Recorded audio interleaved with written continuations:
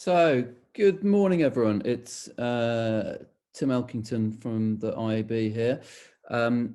Welcome to this morning's webinar, which is an update for you guys on what we're doing to address the ICO report. A couple of things before we start. So, obviously, there's a lot of disruption at the moment. I hope everyone out there is staying safe and healthy. This is the first time that we've done a webinar like this, so apologies if it doesn't go 100% smoothly. Hopefully you'll get all the essential information that you need. Obviously all of the IAB team are also working at home, so the two presenters that you have this morning, which is me and Christy, who is our Head of Policy and Regulatory Affairs, we're also in different locations, but hopefully we can make it work sort of relatively smoothly. So just before we get going, just to kind of tell you a couple of things about how this is going to run. Everyone is muted apart from Christy and myself. So if you talk, we won't be able to hear you. What you can do is you can raise your hand. I think there's a little button somewhere where you can raise your hand, and that will alert us to the fact that you want to tell us something. So hopefully we'll get that up and we can respond if that happens.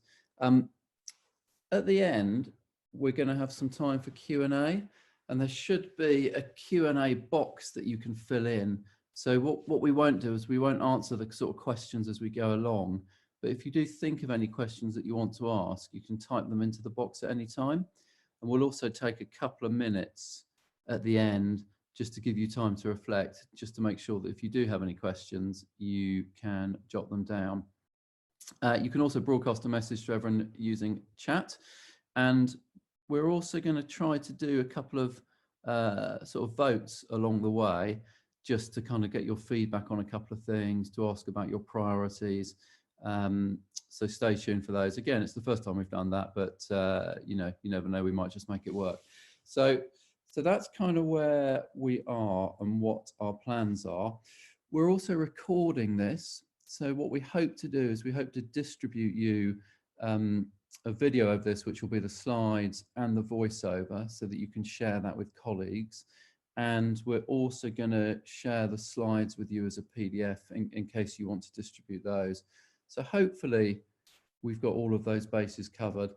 And obviously if there's something after the event, or if there's something that doesn't quite go as smoothly as you'd hoped, do email me and give me some feedback. It's tim@iabuk.com. So whether it's a follow-up, whether you've got a question, or just any feedback on how it's done, then obviously do feel free to share that with me. So just in terms of an agenda that we were going to go through this morning, basically sort of three main things and then a Q&A. I'll give you a very quick recap on where we are. Christy will then talk you through the kind of progress that we've made, and then we will have a look at what's coming up next, what the next things are we're going to do, and then we're going to have a Q&A session at the end. So hopefully probably take sort of 20 or 30 minutes, so we should get you away pretty quickly, but do take some time to ask some questions if you like. So what we're going to try to do just before we get started is a quick poll. So what you should see in a moment is you should see a sort of box that comes up, and you'll have an opportunity to answer a question. And this is really just us trying to test that this functionality works okay. So if you give me a moment, let's see if we can make this work.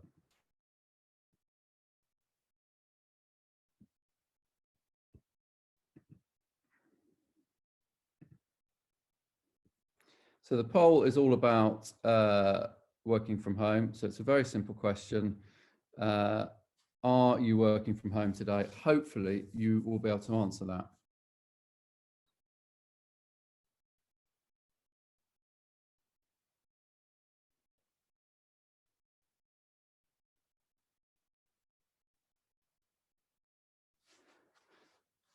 So there you go. So I think we've got over 30 people have responded, and funnily enough, it shows that 100% of people on the call are working at home today. So that's just proof that the polls actually work. So thank you for participating in that. We'll have a few more questions later on.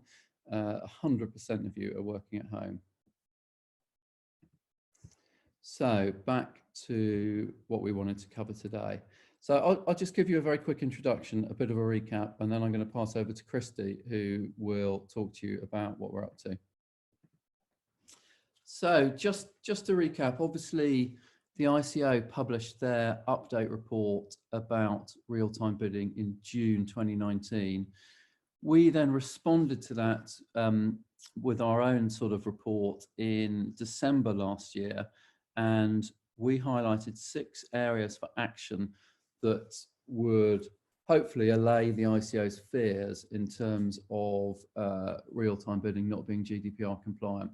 And I won't read those sort of 6 areas out, but they're more or less in order of importance. So the 2 kind of key areas and 2 big focuses for us are A and B, which is data security and special category data. And then we've also got work going on in terms of cookies, legitimate interests, and general sort of transparency and fairness in terms of the whole market.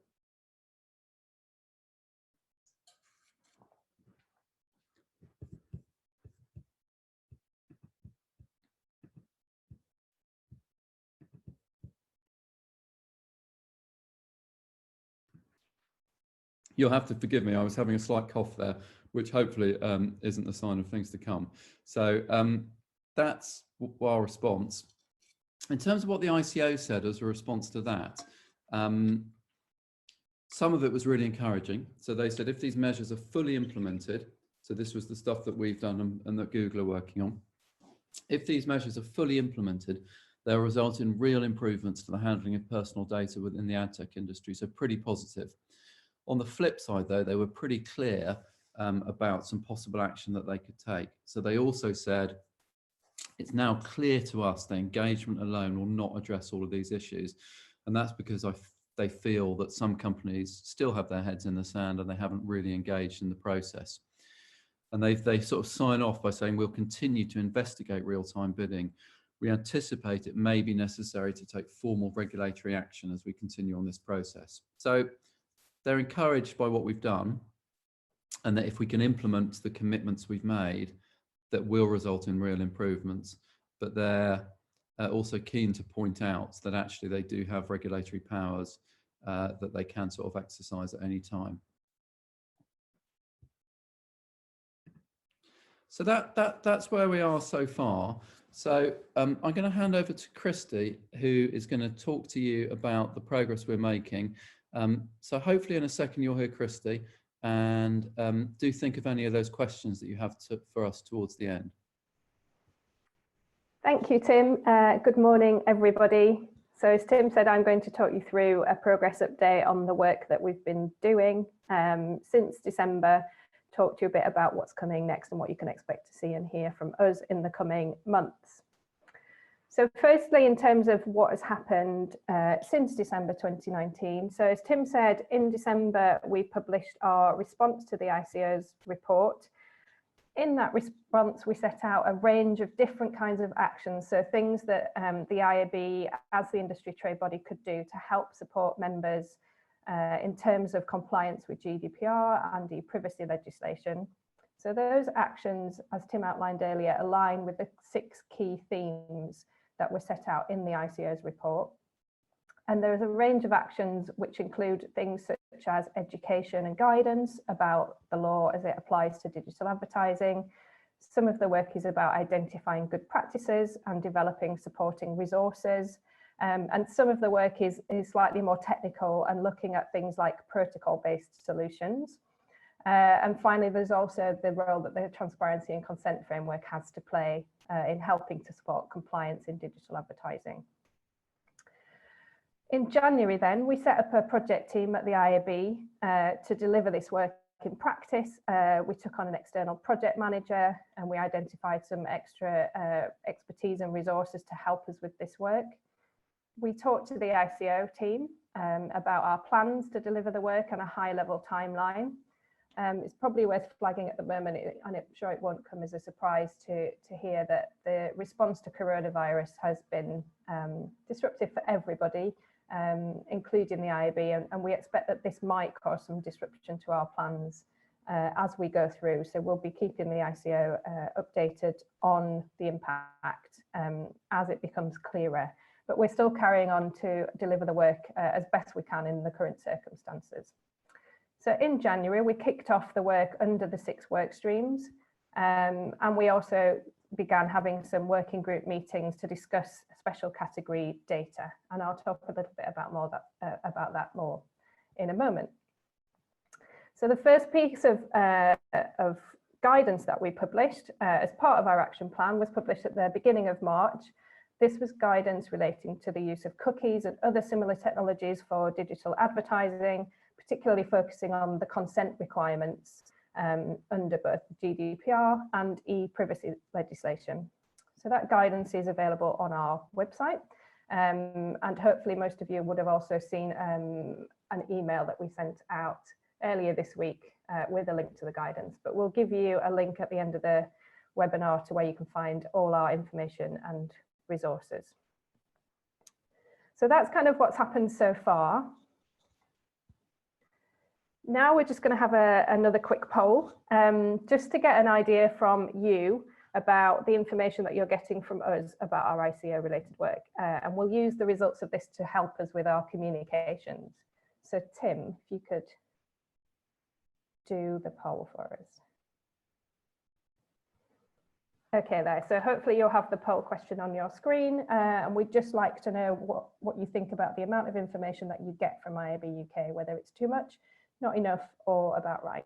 So I'll give you just a minute to cast your vote.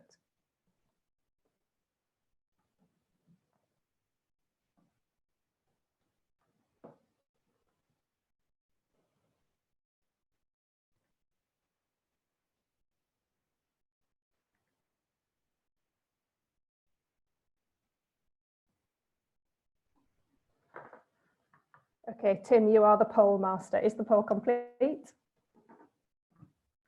Yes, so we've had roughly 30 people have completed the poll, with the majority saying that we're providing just about the right level of information. Excellent. Okay, thanks very much, everybody. So I'm going to move on now to talk about what we're doing next, so you can understand what things you can expect to see and hear from the IAB over the coming months.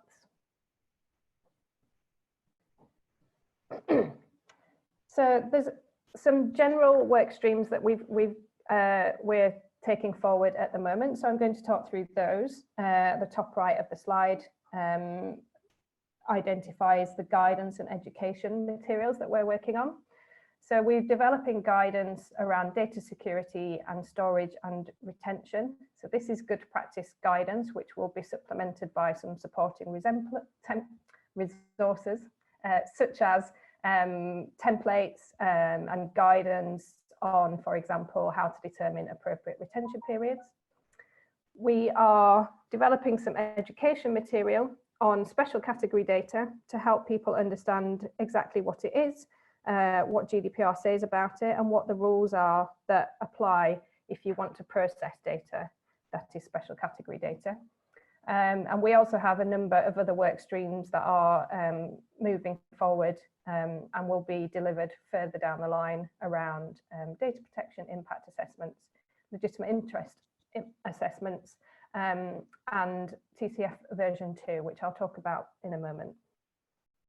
So if you look at the bottom of the arrow, the other pieces of work that are underway and a priority for us at the moment. So we have a whole work stream relating to special category data, in addition to the guidance that I just mentioned. Two key things here to know about. So the first is that we are developing some guidelines for the UK market to set out how you could restrict the inclusion of sensitive content categories from the content taxonomy in bid requests. So there are certain content categories which on the face of it appear to be sensitive, particularly in the more granular content categories in the content taxonomy. So an example of that might be you would have a high level content category that might be health, but a more granular categorization might be something like infertility. So we're looking at how we can restrict the use of the more sensitive content categories. We will develop some draft guidelines, and that's happening at the moment, and then we'll publish those for member consultation. We expect that to happen in early April. So look out for some more information from that. We'll make sure we communicate that to all members. Alongside that work, we're also, with our working group, exploring the possibility of other types of controls that could be implemented within the industry to minimise the risks that special category details about somebody. So, for example, information that reveals something about somebody's health or political views or religion. We're exploring how we can minimise the risk that that kind of information is inferred from or attributed to somebody based on the use of other data, whether that's browsing history or other kinds of profiling and segmentation and that kind of activity. So that work is ongoing at the moment. We will again publish more details of proposals when we have them, but that's a much sort of longer term work stream. So we expect that's going to kind of carry on at least for several more months. The final piece of the jigsaw here is work that the Tech Lab has been doing. So the Tech Lab is effectively the sort of technical IAB trade body. Its members are national IABs and companies globally who engage in digital advertising. Tech Lab owns the content taxonomy and the audience taxonomy, as well as the Open RTB protocol. And as a consequence of growing market demand for products that help to support privacy and compliance, Tech Lab have been reviewing both the content taxonomy and the audience taxonomy to look at whether they need to be amended or guidance needs to be produced on how they're applied in a privacy-friendly way. So we're expecting more information from Tech Lab about those proposals at the end of Q1. And again, when that information is published, then we'll share it with all our members as well. So I mentioned the Transparency and Consent Framework, version 2. So I'm just going to give you a bit of a reminder of how TCF version 2 addresses some of the issues in the ICO report. And then I'll talk about where we are with version 2 itself and the rollout, and a little bit about the enforcement and compliance work that IAB Europe has been doing with the TCF. So there's a chart there, I won't read through all of it, but some of the key things that TCF delivers that address some of the ICO's concerns are around information given to users. So there'll be more granular information and more specific choices available to people. There won't be an option to have a pre-ticked consent. GDPR requires affirmative action for consent. There will be a requirement if companies wish to rely on the legitimate interest legal basis that they confirm that they've completed a legitimate interest assessment. There are some new controls over very specific types of data such as precise geolocation and fingerprinting. TCF version 2 also now will accommodate both the ability to give consent, to withdraw consent, and to object to data processing where that's being done on the basis of legitimate interest. And finally, publishers will have more control over exactly what data they collect or the data on their sites can be used for and who can use it. So just to talk now a little bit about the timetable for version 2. So version 2 was launched in August 2019 for rollout in Q1 2020. The current timetable is set out there on the slide, but basically the way it's working is that by the end of March, all registered vendors and CMPs who wish to participate in version 2 should have implemented version 2 in a production environment. And from that point, IAB Europe will be providing beta support to support readiness. By the end of April, full TCF version 2 support will be available, and all vendors are expected to be able to support version 2 with minimal bugs. There is then a transition period between the end of March and the end of June, which then enables publishers to deploy version 2 compliant CMPs. And as of 30th of June this year, version 2 will be fully live and version 1.1 will no longer be supported. And there's a link there at the bottom of the slide if you want to find out more about TCF and how you can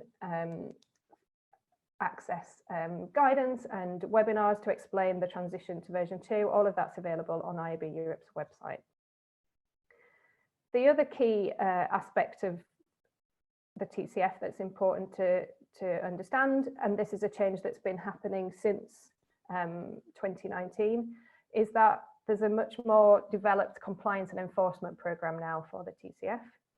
So this began in 2019 when IAB Europe developed a CMP validator, which is designed through a combination of automatic and manual checks to check whether a CMP is complying both with the TCF policies and the technical specifications.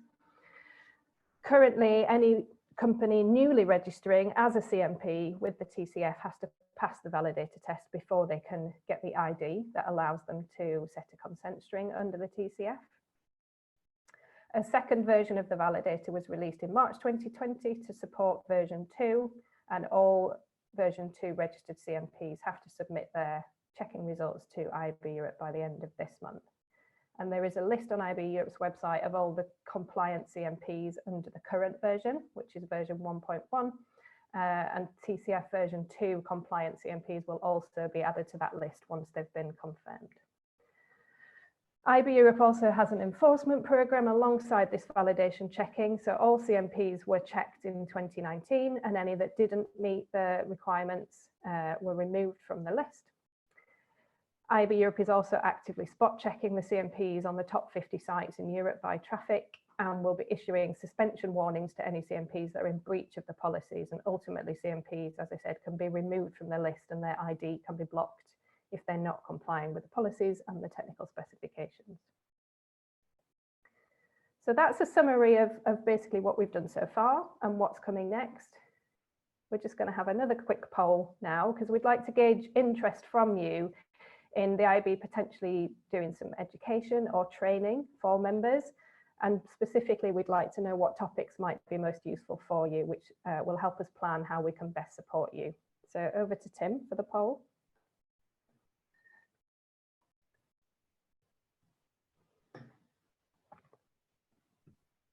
So hopefully you should see the poll in front of you. And we're just asking that if we were to provide training and education on GDPR and e-privacy, which of the sort of following areas do you think would be most interesting? Tim, just 1 second. I think you might need to just relaunch the poll. I'm not sure it's showing up. Yeah, no, I think you're right. Let me just try that again. Right.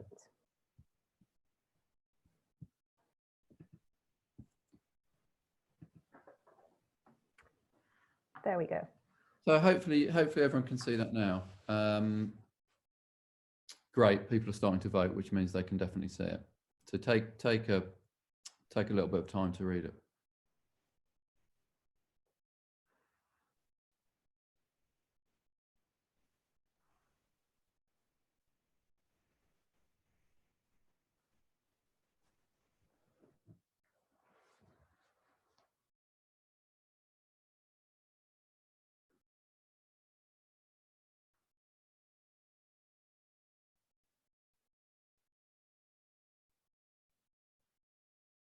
So I think we've had about 30 people have voted, which is great. Just so you know, the top choice was cookies and other similar technologies in terms of potential areas for training. So thanks for your feedback on that. I'm going to end the poll and hand back over to Christy. So thank you for that. Great, thanks, Tim. So we will be in touch with more details once we've got some plans for education and training.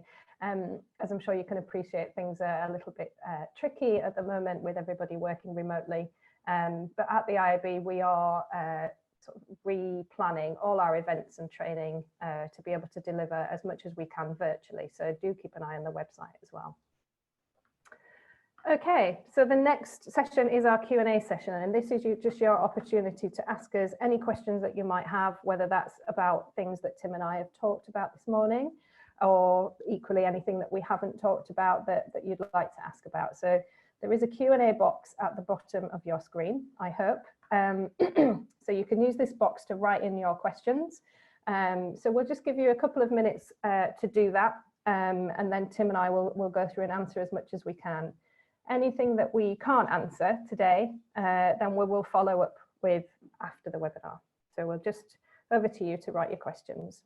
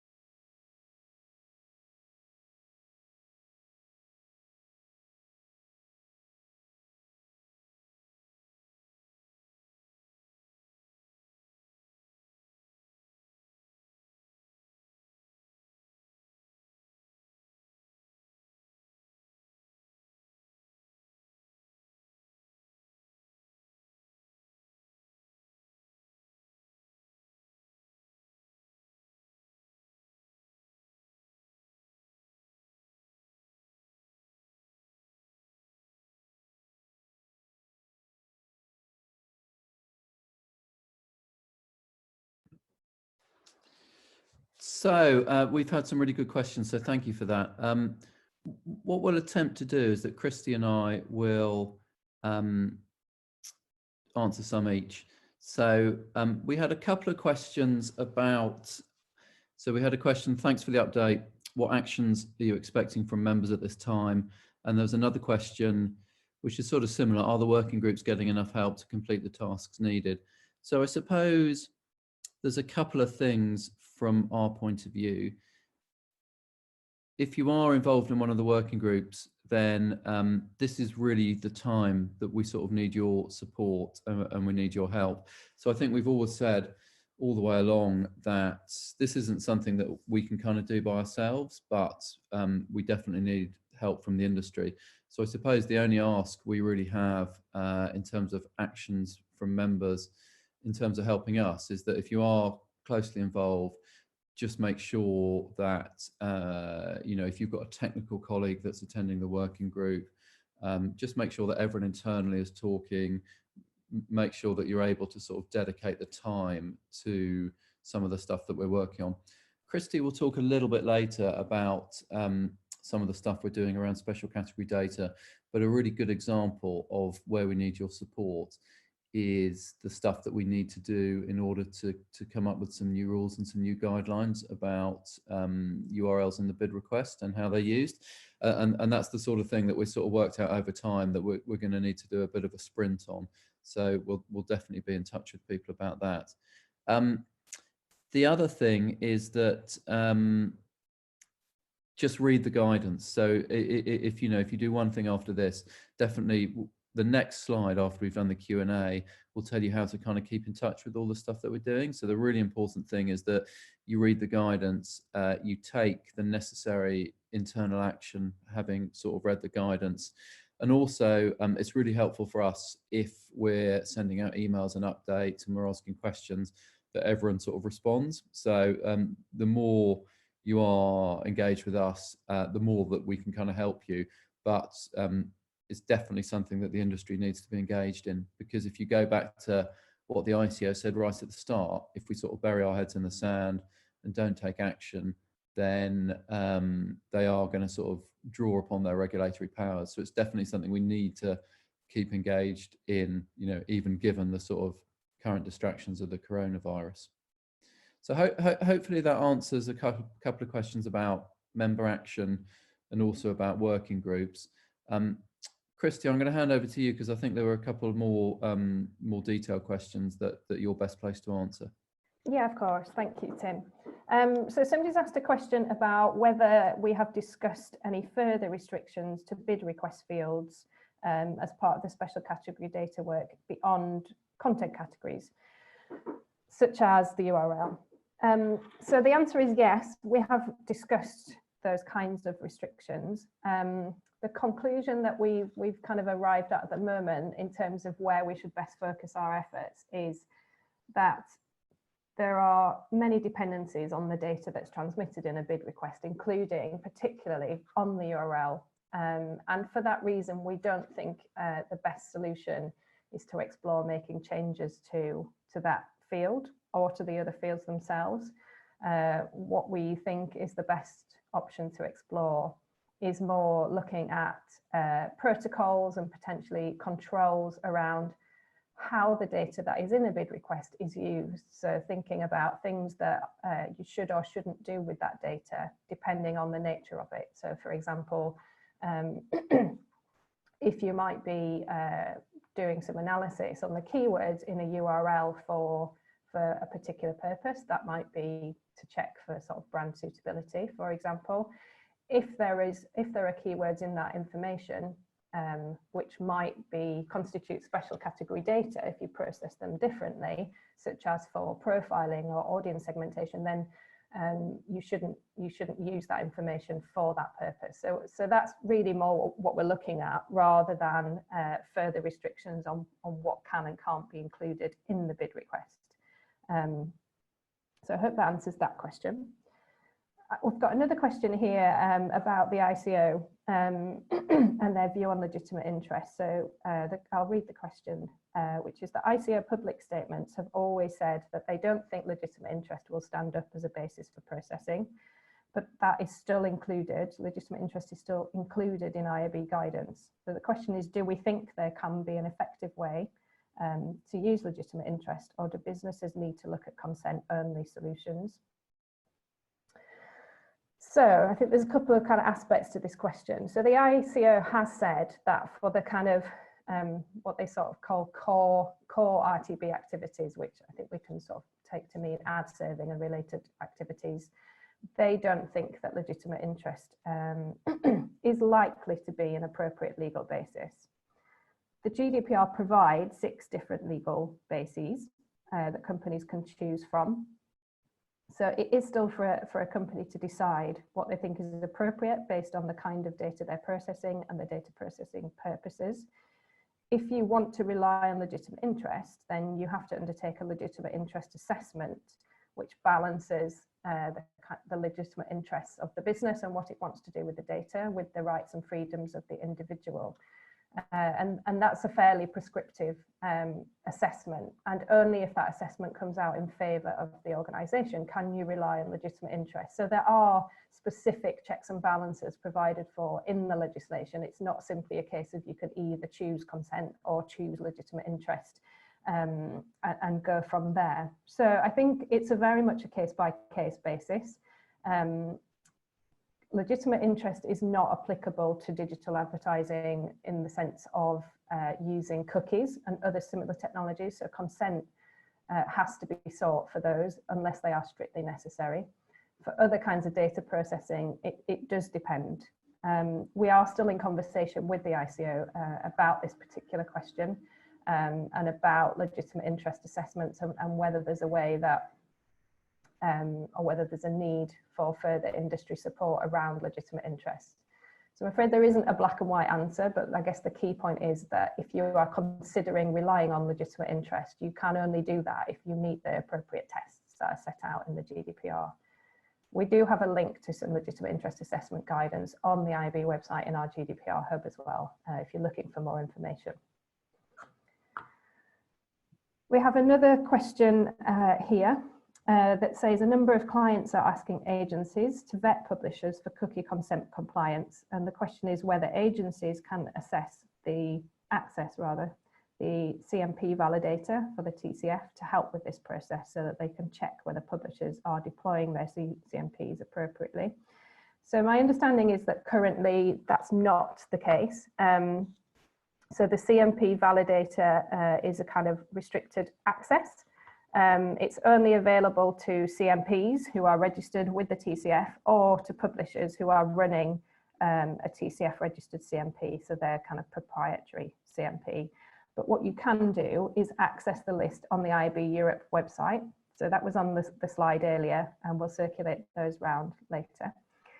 There is a list of all compliant CMPs. So these are CMPs that IAB Europe has checked and confirmed that they are deploying the CMP in line with the policies and the technical specifications. Currently, there's a list of version 1.1 compliant CMPs.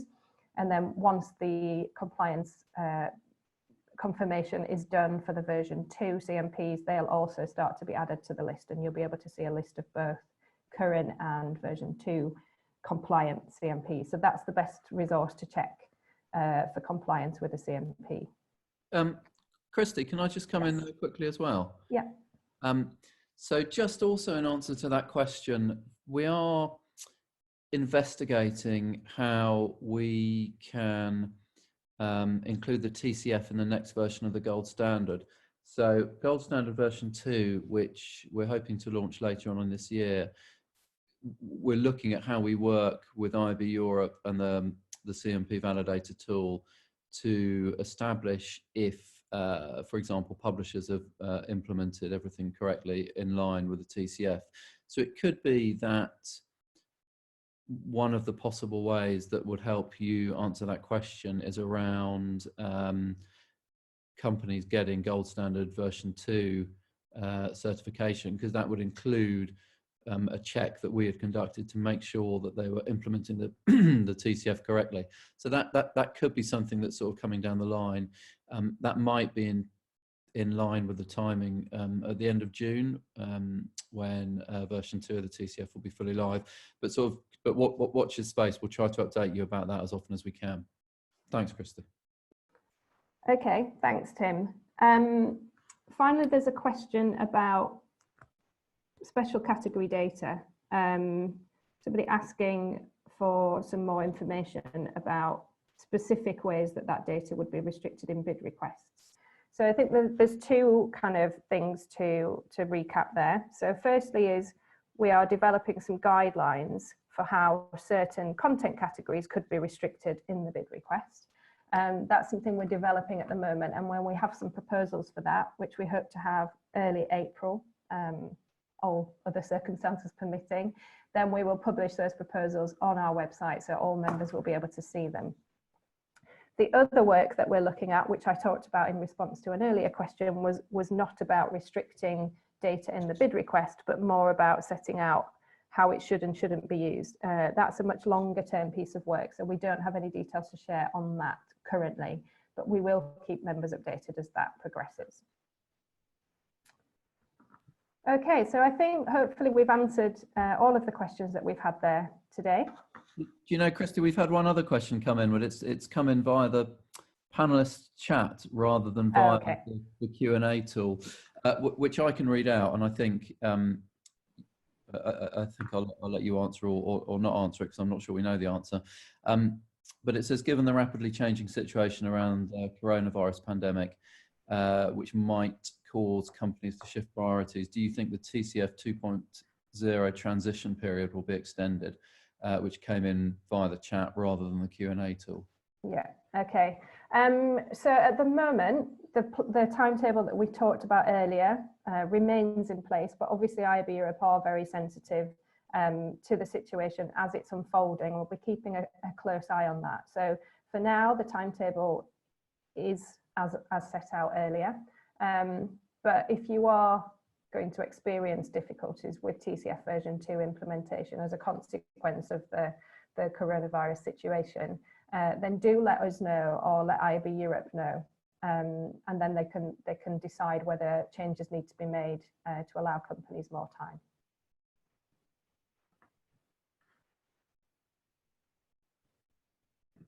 Great, thanks.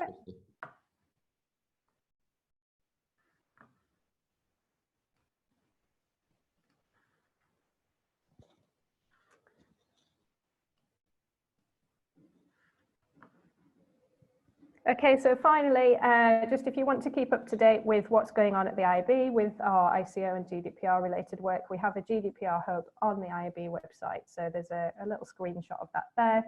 The address is iabuk.com/GDPR-hub. And you can also access that from the navigation on the homepage.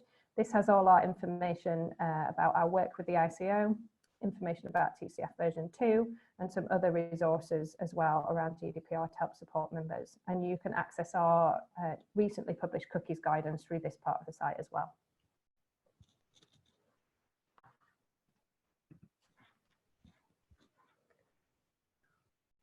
So over to Tim for our last poll of the session. Great. Thank you very much, everyone, for attending today, and we hope that you found that useful. So we're just going to do one sort of final question, just so that we know what to plan for the future. So what we've been doing with these ICO briefings is that more or less we've been doing one every quarter. And obviously pre-Christmas, we were doing those in person at Macklin Street. Now, because of the current situation, we are doing it via webinar. So we just wanted to know a little bit of feedback about whether these briefings in particular were useful. So I'm going to launch the poll. If you can't see it, let me know and I'll relaunch it. But hopefully you'll be able to see this in a minute.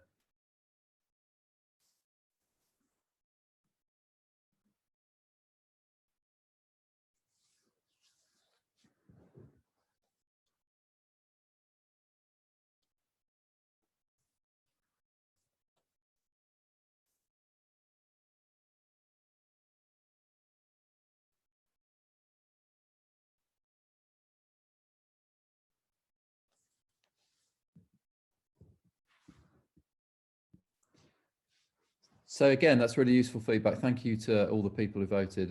The vast majority of people said, yes, we do find these briefing sessions useful.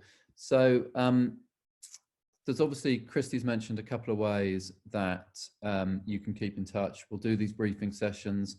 There are regular emails, and obviously you can also keep up to date with any significant news, because we'll share that via the IAB social channels. And obviously also there's the ICO email address at the IAB, ico@iabuk.com, or it's tim@iabuk.com or christy@iabuk.com. So I think that's everything for today. Hopefully you found that useful. Looking at the poll, I think you did. What we're going to do during this difficult period is to make sure that we're keeping you as up to date as possible through mechanisms like the webinar that we've done today. If you've got any questions, please shout. But I think we're all done for today. So thanks very much for giving up the time and for coming along today. Thanks, guys. Thank you. Bye.